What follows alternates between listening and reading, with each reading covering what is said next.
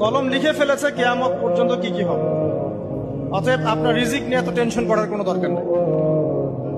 বিয়ে শাদী হচ্ছে না, এই জন্য কবরে গিয়ে মানত করার কোনো দরকার নেই। সময় মতো হবে ইনশাআল্লাহ।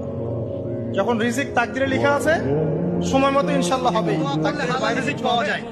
আমার সাথে পড়েন, আল্লাহুম্মা ইকফিনি বিহালালিকা আন হারামিকা ওয়া আগনিনি বিফাদলিকা আম্মান সিওয়াকা। এই দোয়াটা পড়লে ইনশাআল্লাহ আল্লাহ পাকের শুকরিয়া যে যত বেশি আদায় করবে, আল্লাহ পাক বলেছেন লা ইন শাকারতুম লা আযীদান্নাকুম, তোমরা আমার শুকরিয়া আদায় করো, আমি তোমাদের প্রতি আমার নিয়ামতকে বাড়াই দিব। ওয়া লা ইন কাফারতুম ইন্না আযাবি লাশাদীদ, তোমরা যদি আমার অকৃতজ্ঞ হও, জেনে রাখো আমার আযাব বড়ই কঠিন। সবসময় চিন্তা করবো আমাকে আল্লাহ কি দিয়েছেন, এটা চিন্তা করবো না আমাকে আল্লাহ কি দেন নাই। আল্লাহ পাক আমাকে সুস্থ রেখেছেন, নিরাপত্তা দিয়েছেন, আমি খাচ্ছি, পান করছি। এই যে নিয়ামত, আল্লাহ পাকের যে অগণিত নিয়ামত, এটাকে স্মরণ করা এবং সে অনুযায়ী শুকরিয়া আদায় করা, কবুল করানোর জন্য সেটা এটা। আমাকে যদি বলেন যে সব আপনার জানার মতো সবচেয়ে বেস্ট ওসিলা কোনটা দোয়া কবুল, আমি বলবো এটাই। এটা সেটা হচ্ছে আপনি আল্লাহ রাব্বুল আলামিনের এই একত্ববাদের ওসিলা দিয়ে দোয়া করবেন। দোয়া করার আগে আল্লাহ পাকের প্রশংসা করা, আলহামদুলিল্লাহটাও আল্লাহ পাকের প্রশংসা, এবং রাসূল সাল্লাল্লাহু আলাইহি ওয়াসাল্লামের প্রতি দরুদ শরীফ পড়া একবার, অন্তত একবার, চাইলে আপনি অনেক পড়তে পারেন।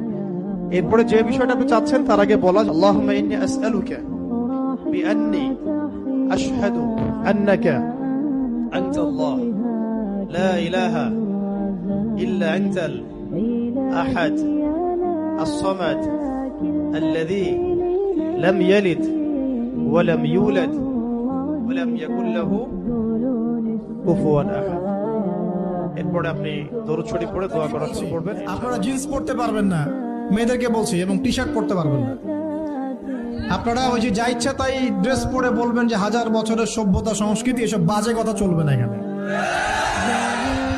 এটা হাজার বছরে কোনোদিনও আমাদের দাদা নানিরা এগুলা যুব সমাজের সবচেয়ে বড় টেনশন রিজিক।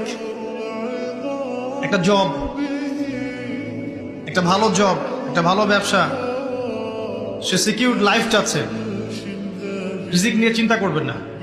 আপনার কাছে যে রিজিক আছে এটা আপনার কাছে আসবেই ইনশাআল্লাহ। হয়তো সময় লাগছে, কিন্তু আপনার কাছে আসবে ইনশাআল্লাহ। আপনি হালালের উপর থাকবেন, ন্যায়ের উপর থাকবেন। আপনি অন্যায় পথে রিজিক সার্চ করবেন না।